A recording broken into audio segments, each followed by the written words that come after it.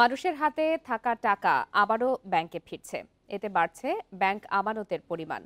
সবশেষ হিসাবে গেল আগস্ট মাস শেষে ব্যাংকগুলোতে আমানতের পরিমাণ 10% বেড়ে দাঁড়িয়েছে 19 লাখ কোটি টাকায়। বাংলাদেশ ব্যাংক বলছে, ব্যাংকগুলোর পর্ষদ পরিবর্তন সহ নানা সংস্কারের ফলে গ্রাহকের আস্থা বেড়েছে। টেকসই আমানত প্রবৃদ্ধির জন্য ব্যাংক খাতের স্বচ্ছতা নিশ্চিতের পরামর্শ বিশ্লেষকদের।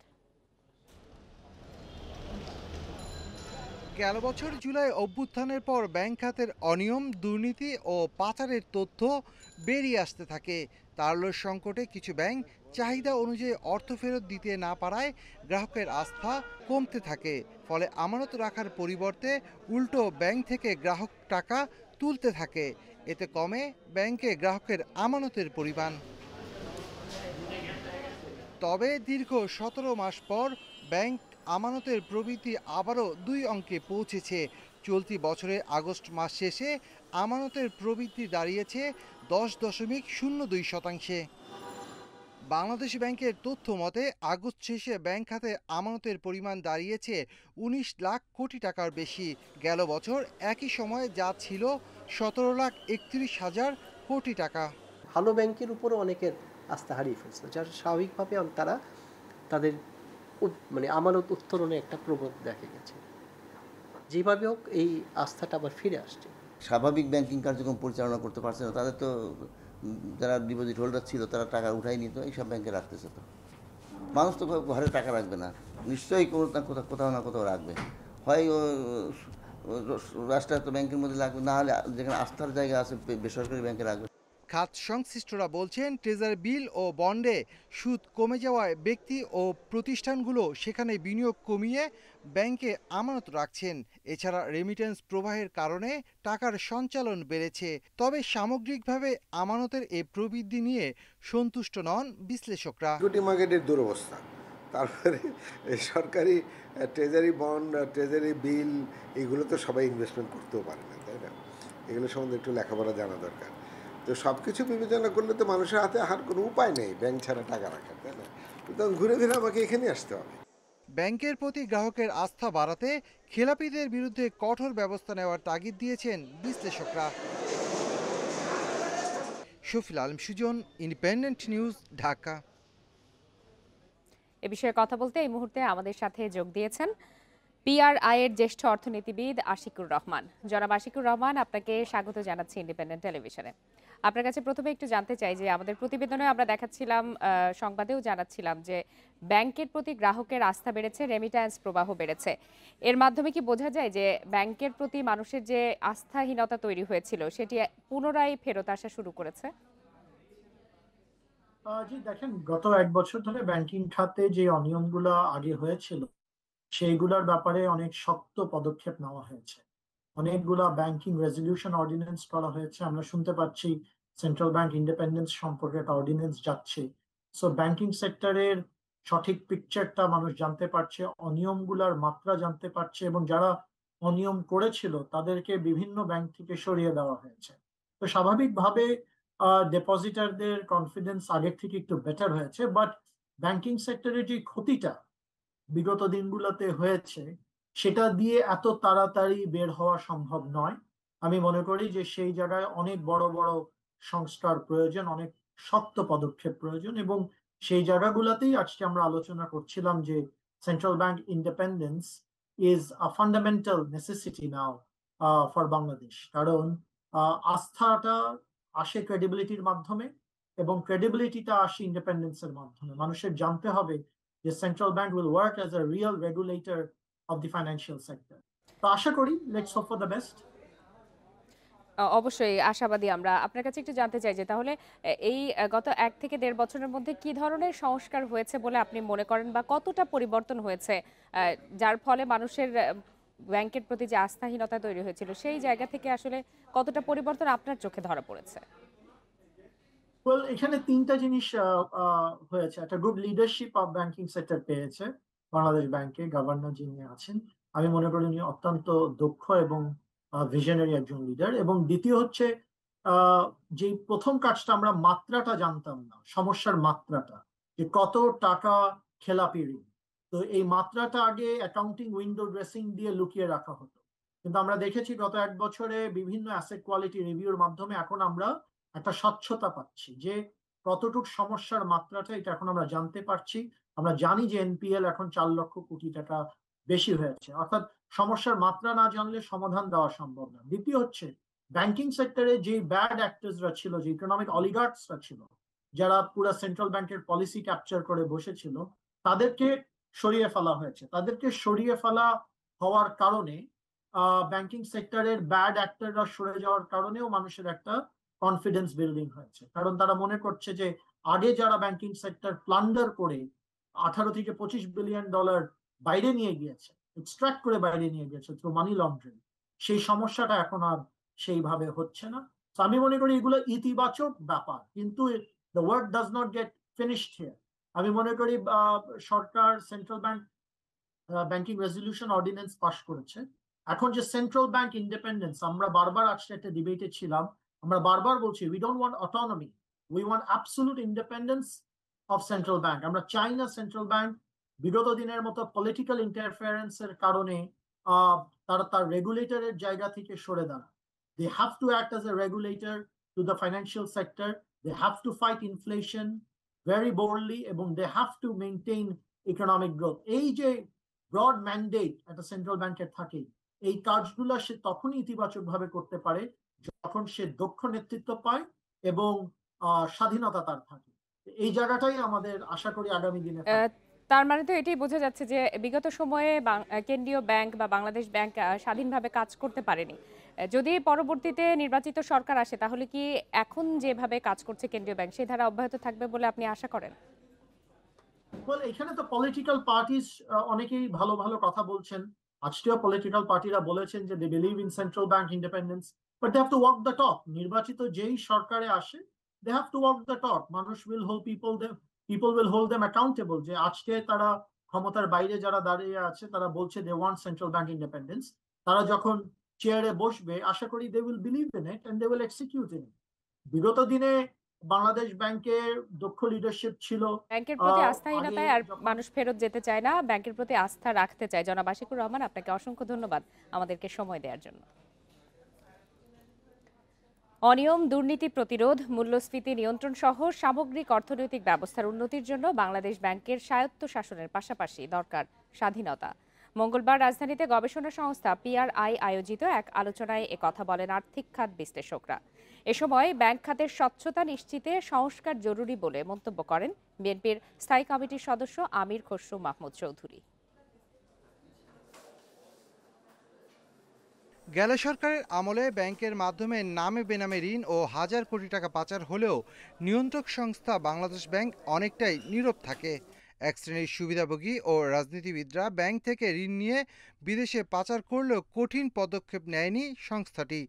রাজনৈতিক চাপে পড়ে বাংলাদেশ ব্যাংক সঠিক মুদ্রানীতি ও মূল্যস্ফীতি নিয়ন্ত্রণে কার্যকরী পদক্ষেপ নিতে ব্যর্থ হয়। এমন অবস্থায় বাংলাদেশ ব্যাংককে শক্তিশালী করতে ও আর্থিক প্রতিষ্ঠানের নিয়ন্ত্রণের জন্য স্বাধীনতার প্রশ্ন ওঠে। গবেষণা প্রতিষ্ঠান পিআরআই আয়োজিত অনুষ্ঠানে বক্তারা বলেন, বাংলাদেশ ব্যাংকের স্বাধীনতার জন্য অর্থ মন্ত্রণালয়ের হস্তক্ষেপ কাম্য নয়। রাজনৈতিক হাতিয়ার হিসাবে এই কেন্দ্রীয় ব্যাংকটাকে ব্যবহার করা হয়েছে to not only to provide loans to people যাদের হয়তো ক্রেডিবল কোনো বিজনেস কিংবা ভালো কেপিআই না করেই দেওয়া হয়েছে, সেটা একটা রয়েছে, ইন্টারনাল উইকনেসেস রয়েছে, তারপরেও রাজনৈতিক সংশ্লিষ্টতার কারণে। আজকে যদি ব্যাংক রান হয়ে যায়, এটা দায়বদ্ধতা দায়ভার নিতে হবে বাংলাদেশ ব্যাংকরে। এটা আমাদের ক্লায়েন্টে এসে গেছে, আমাদের ঘাড়ে চলে আসছে। আমরা যারা দেশ থেকে পালিয়ে যাইনি, এই কষ্ট ফান্ডটা কিন্তু আমাদের উপরে দিয়ে দিচ্ছে ব্যাংক। It's unfair. আমরা প্রতিযোগিতামূলক বাজারে টিকে থাকতে পারছি না অ্যাজ ইট ইজ। আমি বলতে পারি এই মুহূর্তে যদি ভালো প্রফিট করে থাকে, that is only Bangladesh bank. এ সময় বিএনপির স্থায়ী কমিটির সদস্য আমির খসরু বলেন, দেশের অর্থনৈতিক সমস্যার সমাধানে বাংলাদেশ ব্যাংকের স্বায়ত্তশাসন নয়, প্রয়োজন স্বাধীনতা। বলেন, উড়োজাহাজ কেনাসহ বড় বিনিয়োগের ক্ষেত্রে পুঁজিবাজার শক্তিশালী করার বিকল্প নেই। অর্থনৈতিক প্রোগ্রামের কথা, ইকোনমিক মডেলের কথা চিন্তা করতেছি। উইদাউট সেন্ট্রাল ব্যাংক ইন্ডিপেন্ডেন্স এটা অপারেট করবে না। So we are committed to central bank independence. সেটা with all the support from আপনারা যারা আছেন, প্রাইভেট সেক্টর আছে, দেশি বিদেশি বিনিয়োগ বাড়াতে সদিচ্ছা ও দুর্নীতি বন্ধের তাগিদ দেন বিশ্লেষকরা। Shafil Alam Sujan, independent news, Dhaka. ভয়াবহ অগ্নিকাণ্ডের 3 দিন পরও সচল হয়নি হযরত শাহজালাল আন্তর্জাতিক বিমানবন্দরের কার্গো ব্যবস্থাপনা। কোল্ড স্টোরেজ পুড়ে যাওয়ায় ভোগান্তিতে আমদানিকারক ও এজেন্টরা। আগুন থেকে রক্ষা পাওয়া পণ্যের তালিকা টানিয়েছে বাংলাদেশ বিমান। সেসব পণ্য খালাস হচ্ছে কার্গো ভিলেজের 9 নম্বর গেটে। সানাফির হিউম্যান ভ্যাকসিন আনা হয়েছে ফ্রান্স থেকে। 1500 কেজি ওজনের এ পণ্য দেশে এসেছে সোমবার রাতে। এ পণ্য রাখতে হয় 2 থেকে 8 ডিগ্রি তাপমাত্রায়। তবে কার্গো ভিলেজ পড়ে যাওয়ায় পণ্য রাখা হয়েছে প্রখর রোদে। তাই এ টিকার কার্যকারিতা নিয়ে সংশয়ে আমদানি সংশ্লিষ্টরা। এই মাল আসছে রাত 3টায়, এখন বাজতেছে 1টা বা 1:15 বাজে। 2 থেকে 8 ডিগ্রি সেলসিয়াসের মাল, এই মাল পড়েছে 32-33 ডিগ্রি সেলসিয়াস তাপমাত্রার মধ্যে। তা আপনি ভালো করে বুঝেন যে কি হবে কি হবে না। এদিকে কার্গো ভিলেজের 8 নম্বর গেটে টানিয়ে দেওয়া হয়েছে আগুন থেকে রক্ষা পাওয়া পণ্যের তালিকা। সংগ্রহ হচ্ছে 9 নম্বর গেট থেকে। লিস্ট করে এখানে দিয়ে দিচ্ছে কোন কোন মাল পড়া যায় নাই, ওইখানে সুরক্ষিত আছে। সেই মালগুলার লিস্টটা দেখা যারা মাল আছে এখানে তার নিতে পারবে। এই লিস্টের ভিতরে পাইনি, কিন্তু আমার হাতের লেখা আমরা একটা লিস্ট পাইছি, এটার ভিতরে এক পিস দেখাচ্ছে যে পুরে নাই। দ্রুত কার্গো ব্যবস্থাপনা স্বাভাবিক না হলে আরো বড় ক্ষতির মুখে পড়ার শঙ্কায় আমদানিকারকরা। সব দিক দিয়ে এলোমেলো। এই যে সকালবেলা 2টা ডকুমেন্ট দিয়েছি মাল আনার জন্য, এ পর্যন্ত আমরা হাতে পাইনি। যেখানে প্রায় প্রতিদিন 700 থেকে 800 মাল বের হয়। বিমানে যে ভিতরে লেবাররা আছে ওদেরকে হাতে পৌঁছা দিলে ওরা ওই পণ্যটা ওখানে নিয়ে এসে কাস্টমারটাকে চেক করে, সিভিল এভিয়েশন সব কিছু চেক করে, যদি প্রপার আমার মাল হয় তাহলে আমাদেরকে মালটা দিয়ে দেবে। অগ্নিকাণ্ডের পর পরিস্থিতি সামলাতে পণ্য খালাসের সময়সীমা আরও কমানো হয়েছে। পরিবেশ স্বাভাবিক না হওয়া পর্যন্ত 24 ঘন্টাই পণ্য খালাসের ঘোষণা দিয়েছে কর্তৃপক্ষ। আল আমিন হোসেন, ইন্ডিপেন্ডেন্ট নিউজ, ঢাকা। দাম স্থিতিশীল রাখতে ও কৃষকের স্বার্থ রক্ষায় চাল আমদানির অনুমতি সীমিত রাখার সুপারিশ করেছে বাংলাদেশ ট্যারিফ কমিশন বিটিটিসি। সম্প্রতি চালের দাম নিয়ে কমিশনের এক প্রতিবেদনে এই সুপারিশ করা হয়। এদিকে চাল আমদানিতে সব মিলিয়ে 63.25% শুল্ক কর রয়েছে। তবে দেশে চালের দাম বেড়ে যাওয়ায় গত বছরের অক্টোবরে 2 ধাপে শুল্ক কর কমানো ও অব্যাহতি দেওয়া হয়। বিটিটিসি বলছে, উৎপাদন ব্যয় বৃদ্ধির কারণে স্থানীয়ভাবে চালের দাম বেড়েছে। তবে দীর্ঘমেয়াদে শুল্ক রেয়াত সুবিধায় চাল আমদানি হলে স্থানীয় উৎপাদন নিরুৎসাহিত হওয়ার ঝুঁকি রয়েছে। দেশে গত 1 বছরে ধান ও সরু চালের দাম 11%, মাঝারি চালের দাম 13% এবং মোটা চালের দাম 7.5% বেড়েছে। অন্যদিকে আন্তর্জাতিক বাজারে গত 1 বছরে চালের দাম 36 থেকে 37% কমেছে।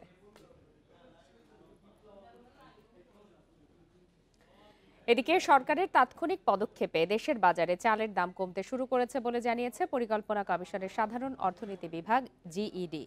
আর সেপ্টেম্বরে রপ্তানি কমে দাঁড়িয়েছে $3,627 মিলিয়ন। মঙ্গলবার জিইডির ইকোনমিক আপডেট প্রতিবেদনে কথা বলা হয়। এতে দেখা যায় সেপ্টেম্বরে খাদ্য মূল্যস্ফীতিতে চালের অবদান কমে দাঁড়িয়েছে 45%। বাজারে সরবরাহ স্থিতিশীল রাখতে সরকার নভেম্বরের মধ্যে অতিরিক্ত 4 লাখ মেট্রিক টন আমদানির পরিকল্পনা করেছে। প্রতিবেদনে আরও দেখা যায় সেপ্টেম্বরে রপ্তানি আয় হয়েছে $3,627 মিলিয়ন, যা আগের মাস আগস্টের চেয়ে $227 মিলিয়ন কম। এছাড়া কমেছে বেসরকারি খাতের ঋণও। তবে রেমিট্যান্সে ইতিবাচক প্রবৃদ্ধি, স্থিতিশীল বিনিময় হারের কারণে অর্থনৈতিক পুনরুদ্ধার গতি পাবে বলে আশা করছে জিইডি।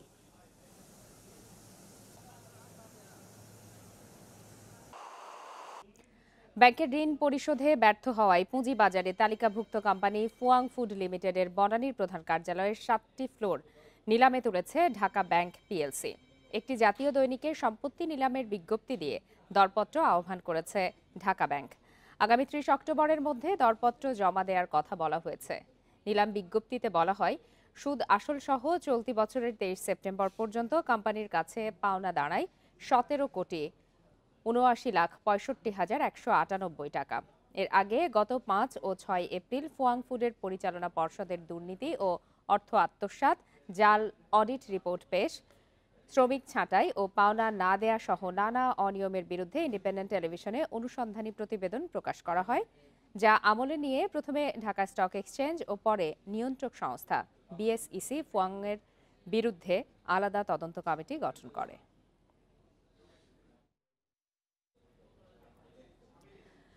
প্রতি বছর দেশে প্রায় 200 MMCF গ্যাসের উৎপাদন কমছে। সেই তুলনায় গ্যাসের উৎপাদন বাড়ছে না। তাই উচ্চ মূল্যের গ্যাস আমদানি করে চাহিদা পূরণ সম্ভব নয় বলে জানিয়েছেন জ্বালানি উপদেষ্টা ফাউজুল কবির খান। মঙ্গলবার রাজধানীতে ছাদভিত্তিক সৌর বিদ্যুতের জন্য 5 মন্ত্রণালয় এবং সংস্থার সাথে চুক্তি স্বাক্ষর অনুষ্ঠানে উপদেষ্টা এসব কথা বলেন। গ্যাসের অভাবে অনেক বিদ্যুৎ কেন্দ্র বন্ধ আছে। এজন্যই সরকার নবায়নযোগ্য জ্বালানি খাতে জোর দিয়েছে বলেও জানান উপদেষ্টা। বিতরণ সংস্থার অসহযোগিতার কারণে আগে সৌর বিদ্যুৎ প্রকল্প সফলতার মুখ দেখেনি। এবার চলতি বছরের ডিসেম্বরের মধ্যে সৌর প্যানেল স্থাপনের কাজ শুরু হবে। এর আওতায় 1454 মেগাওয়াটের বেশি বিদ্যুৎ উৎপাদন হবে। এবার কেউ ব্যর্থ হলে কঠোর ব্যবস্থা নেওয়া হবে বলেও হুঁশিয়ারি দেন উপদেষ্টা।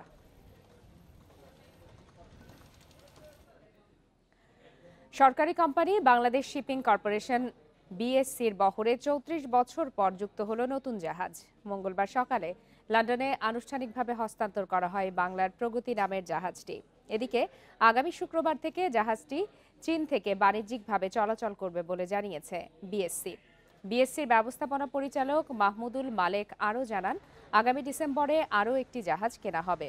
বিএসসির সংশ্লিষ্ট কর্মকর্তারা জানান, দেশের ইতিহাসে এই প্রথম নিজস্ব অর্থায়নে জাহাজ কেনা হচ্ছে। প্রতিটি জাহাজের পণ্য পরিবহনের ক্ষমতা 55 থেকে 60 হাজার টন। জাহাজ দুটি থেকে বছরে বাড়তি 150 কোটি টাকা আয় হতে পারে বলে আশা তাদের। দুই জাহাজে পালাক্রমে বছরে 150 নাবিকের কর্মসংস্থান হবে। এর আগে গত বছর আগুনে বিএসসির দুটি জাহাজ বাংলার সৌরভ ও বাংলার জ্যোতি পরিত্যক্ত হয়। লন্ডন টাইম বা ব্রিটিশ স্ট্যান্ডার্ড টাইম সকাল 6:30 থেকে শুরু করে আমাদের প্রোটোকল অফ ডেলিভারি শুরু হয়েছিল এবং অফিসিয়াল ডেলিভারি হ্যাজ বিন ডান। বাংলার প্রগতি জাহাজটা বর্তমান বিএসসি কে হস্তান্তর করা হয়েছে এবং অক্টোবর মাসের 23 তারিখে ফিজিক্যাল ডেলিভারি সম্পন্ন হয়ে আশা করছি 24 বা 25 তারিখে জাহাজ সেল করে কমার্শিয়াল এমপ্লয়মেন্টে চলে যাবে।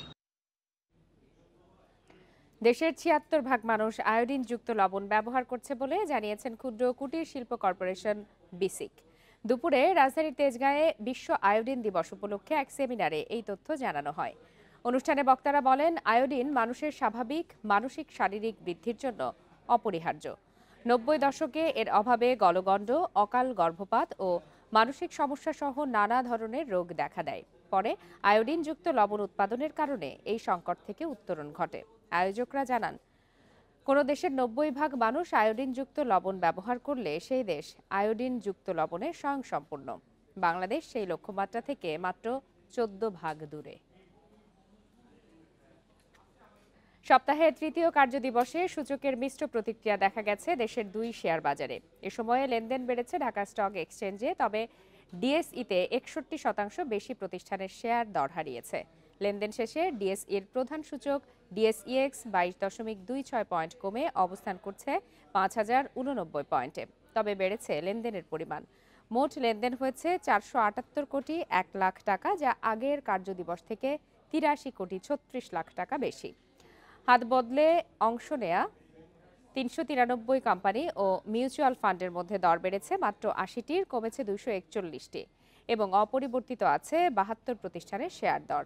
আজ সবচেয়ে বেশি লেনদেন হয়েছে ডোমিনেজ স্টিলের শেয়ার এবং শতাংশের দিক থেকে দর বাড়ার শীর্ষে উঠে এসেছে ইনফরমেশন সার্ভিসেস। অন্যদিকে চট্টগ্রামের স্টক এক্সচেঞ্জে সার্বিক সূচক বেড়েছে 20.05 পয়েন্ট। লেনদেন হয়েছে 12 কোটি 23 লাখ টাকার শেয়ার।